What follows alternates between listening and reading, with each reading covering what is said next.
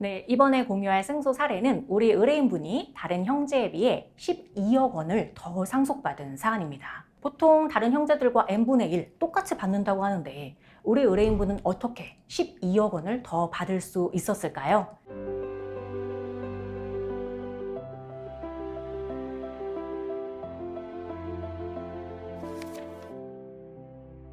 우리 의뢰인분과 만나서 지난 이야기를 들어보니까 너무 고생이 많으셨더라고요. 우리 의뢰인분의 이제 아버님이 돌아가셨는데 아버님은 한 10년도 더 전에 교통사고로 갑작스럽게 많이 안 좋아지셨다고 해요. 그래서 일어나서 생활이 불가능하시고 이제 누워서 생활을 하시고 또 병원도 가셔야 되고 간병도 해야 되고 그런 상황이었죠. 그래서 의뢰인분 입장에서는 그동안 우리를 위해 이렇게 최선을 다해 오신 아버지께서 하루아침에 이렇게 된 게 너무나 마음이 아프고 내가 어떻게든 우리 아버지를 살리겠다. 우리 아버지를 잘 보살펴 드리겠다라는 일념으로 정말 최선을 다하셨던 분이셨어요. 그 와중에 아무리 요양보호사님이나 다른 분 도움을 받아도 내가 직접 좀 돌봐드릴 수 있어야겠다 하면서 직접 돌보시다가 요양보호사 자격도 취득하시고 그 와중에 의뢰인분이 또 일도 하시고 사실 의뢰인분 가족도 있잖아요. 근데 일을 나중에는 결국엔 그만두시기도 하고 또 이제 가족들이 사실 이해해 줬으니까 이렇게 아버님을 거의 날마다 돌볼 수 있었던 거지 얼마나 지난 세월을 돌이켜보면 참 대단한 효녀라는 생각이 드는 사안이었습니다. 근데 그 와중에 이 다른 상속인들이 어느 날 이런 말을 하더라는 거예요. 너 왜 자꾸 아버지 살리냐? 그냥 좀 두지.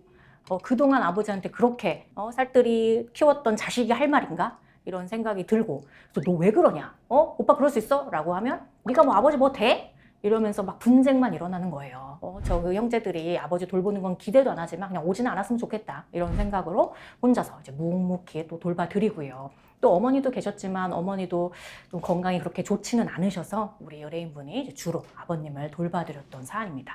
그런데 이 저쪽에서는 그동안 전혀 아버님 돌보는 거에 관심도 없다가 어디서 무얼 듣고 왔는지 상속을 받을 때 뭐라도 해야 된다더라. 갑자기 뭐 경제적인 그거에도 막 관심을 가지면서 본인이 병원비를 뭐 본인 통장으로 이체해서 결제를 하겠다는 둥, 본인이 갑자기 뭐 병원을 모시게 가겠다는 둥 이런 식으로 이제 나서기 시작한 거예요.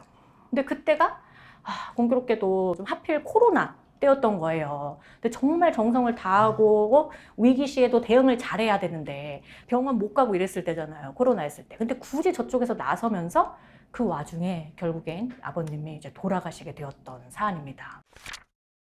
그래서 상속을 하려고 보니까 의뢰인분이 우리 아버님을 이렇게 돌봐드릴 때는 어떻게든 아버님한테 최선을 다해야겠다. 돌봐드리고 싶다는 마음만으로 했기 때문에 뭐 자료를 일부러 남긴다거나 이런 거는 없었던 거예요. 근데 상대방은 그 사이에 뭐 계좌 내역 만들어 놓고 하면서 마치 본인이 아버님의 어떤 그런 간병이라든지 병원이라든지 이런 걸 케어한 것처럼 주장을 하기에 이르렀던 거죠. 그래서 의뢰인분이 근데 막상 저기에서 저렇게 나오니까 저 사람이 더 받아가는 건 좀 용납이 안 된다. 저 사람이 아버님 부동산 다 받아가 봐야 그거 뭐 처분하고 그 돈 탕진하고 이럴 사람인데 내가 그렇게는 둘 수 없다라고 해서 최대한 기여분도 인정을 받고 또 이 상속재산 분할 방법에 있어서도 부동산의 지분을 최대한 확보해야겠다 이런 생각으로 이제 우리와 함께 진행을 하셨던 분입니다.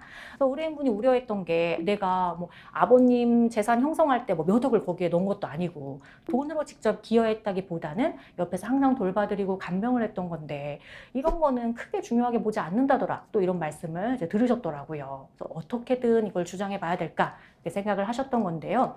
저희가 생각하는 건 이거예요. 법령에서도 특별히 간병하고 부양한 것, 즉 돌봐드리고 모신 것 또한 기여분에서 인정하는 하나의 요소이고 또 다른 요소가 재산적인 기여이다. 물론 재산적인 기여는 그 내역이 분명할 때 입증하기가 더 수월하다는 차이점은 있지만 우리가 특별히 부양한 것 자체를 위축되거나 과소평가를 스스로 할 필요는 전혀 없다는 거죠. 법에서도 그걸 인정하고 있고 또한 이 부분은 한두 가지 자료만으로 드러나는 부분은 아니기 때문에 실제 진실이 어떠한지 그리고 그 진실을, 그 사실을 우리가 어떻게 정리하는지는 별개인데 그 부분은 저희가 이제 해드릴 수 있다라고 판단이 섰습니다. 그래서 그동안 어떻게 돌봐드렸는지 사실 직접 돌봐드리지 않았다면 그렇게 자세히 알 수도 없거든요. 우리가 의뢰인분이 어떻게 아버지를 어떤 마음으로 돌봐드렸는지를 상세히 목차화하고 그거를 본문에 전부 내용을 기재하고 또 가능한 범위에서 자료를 확보해서 기재하면서 우리가 통상적인 상속분을 받을 사안 그 이상임을 재판부에 전달을 했습니다.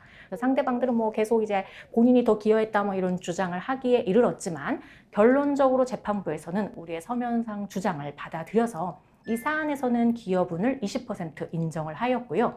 전체 상속재산이 56억 원에 이르기 때문에 20% 자체가 10몇억 원을 일단 의뢰인분이 확보하는 결과가 됩니다. 그리고 나머지 재산에서 각각의 지분의 비율에 맞게 n분의 1씩 정리가 되었던 사안입니다. 그래서 우리 의뢰인분이 결론적으로는 다른 상속인들에 비해서 12억 원을 더 상속받은 사안입니다. 우리가 상속재산이 있을 때 법적으로 정해져 있는 상속분은 n분의 1, 즉 형제들이라면 형제가 3명이라면 3분의 1씩이겠죠. 그러나 우리 의뢰인분처럼 오랜 기간 돌봐드리고 모시고 부양한 경우에는 특별한 기여로 봐서 기여분이 인정될 수 있습니다. 다만 우리 의뢰인분이 우려했던 대로 실제 기여했던 것과 그거를 잘 정리해서 재판부에 전달하는 것, 그걸 결과로 만드는 건 쉽지 않은 것은 맞습니다. 우리 의뢰인분의 사안처럼 강점을 잘 부각하고 상대방의 허위 주장에 대해서는 잘 반박해서 합당한 상속으로 마무리할 수 있도록 해야겠습니다. 오늘 영상 공감되셨다면 구독과 좋아요 부탁드리고 궁금한 내용 있으시면 문의 주세요.